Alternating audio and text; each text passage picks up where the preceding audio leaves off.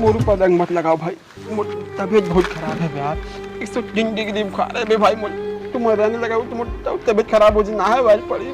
तो डॉक्टर पास का बनी गया? अरे होली में कौन डॉक्टर क्लिनिक खोल के खड़े हुए भाई? बोला एकदम कल ही लगत भाई कर। चल मोर भाई क्लिनिक है, चल मैं चल दूं ना भी। अरे नहीं, चल भाई मैं